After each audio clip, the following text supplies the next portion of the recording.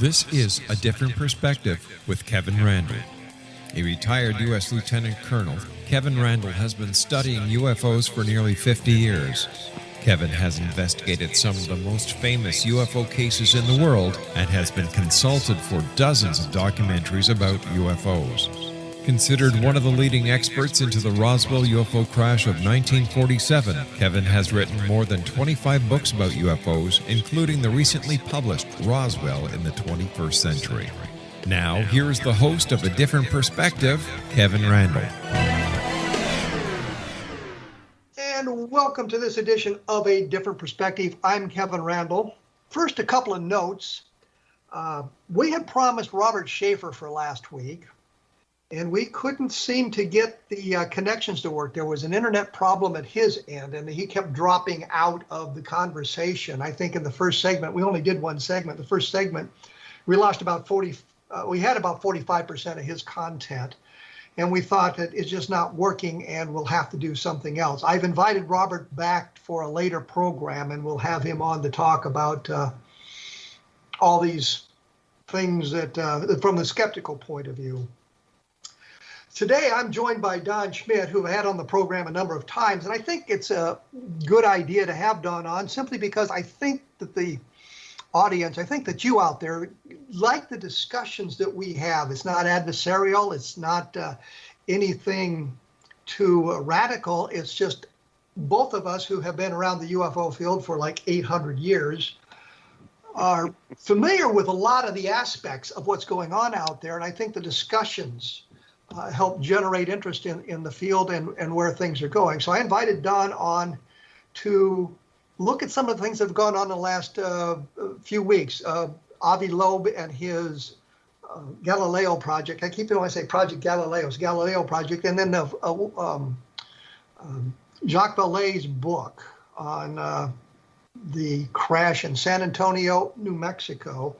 And we're also going to talk about a new book that deals with the Alamo, because I think that it kind of fits in with the tone of the world in today's environment. So we'll do all of that.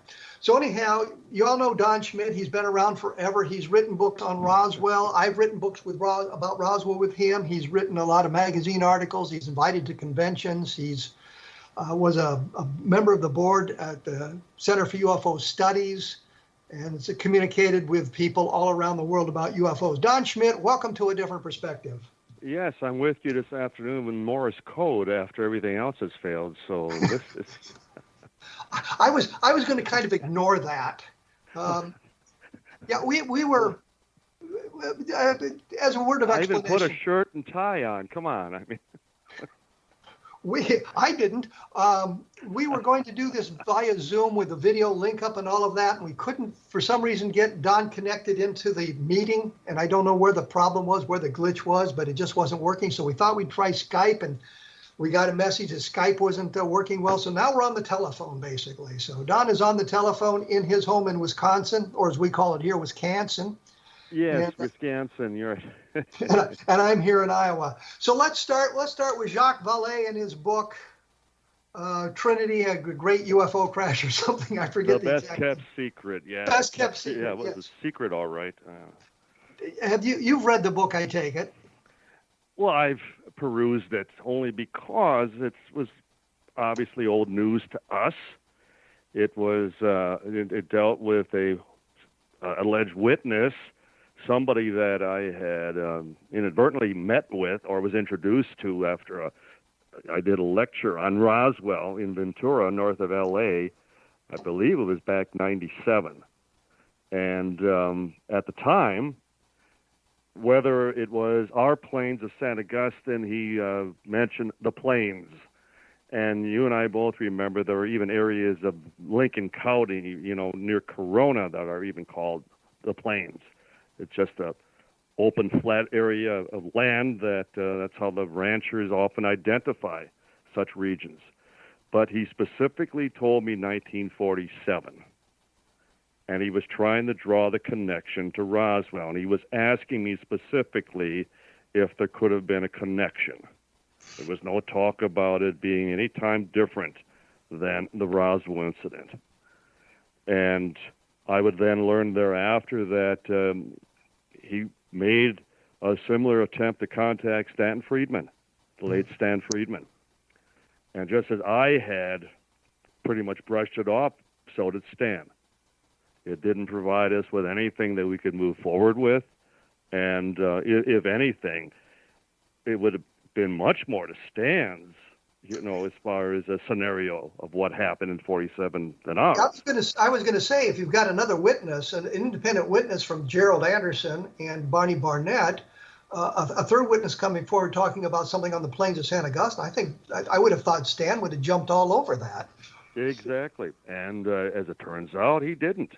But then as we learned through the years, that was often the case with Stan, and as those that are going through his files up at the archives up in New Brunswick presently, they're finding very little on Roswell. We were hoping that there would be all types of potential leads, names, contact information.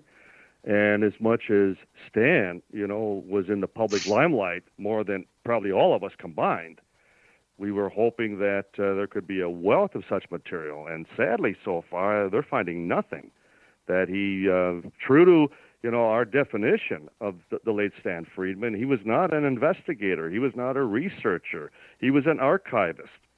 He loved documents. He loved wading through papers, hoping that one would jump out and be the smoking gun once and for all. He wasn't into, actually, and as you and I would call it almost investigative malpractice, that for one of the principal investigators, in quotation marks, that was in contact with the late Jess Marcel Sr., that they never thought of taking him back to the scene of the crime, so to speak.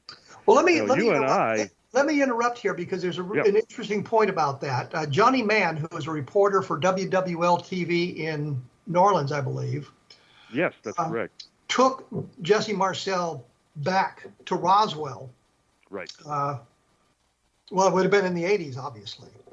And Jesse Marcel couldn't find the location. He didn't know where it was. And they just sort of stopped in an open area that looks kind of like all the other open areas to film Jesse Marcel's segments about what he had seen and what he had done. So even if Stan had taken Jesse back, it probably wouldn't have done much good because he didn't really know where the debris field was or any of the other aspects of it. And neither did Stan. And for that matter, and as you recall, Stan had never been out there before, if not for us. That he just wasn't interested in actually going to the Alamo, so to speak, go to the battlefield. And so you're correct. He could not have provided Jesse with any assistance getting to the actual location. But if you also recall when they did the In Search Of episode with Jess, and he later would place a phone call, and we have a copy of that conversation between Jess Sr. and his son Jess, Dr. Jess Colonel Jesse Marcel Jr. And he was telling his son that if not for the ranch owner who then led them out to the site where he recognized like the windmill and some of the roll of the land, some of the other features, that type of thing, that then it kind of came back to him. But that was the In Search Of episode. I'm not sure exactly when they filmed that, but it was circa like around 1980 as well. Well,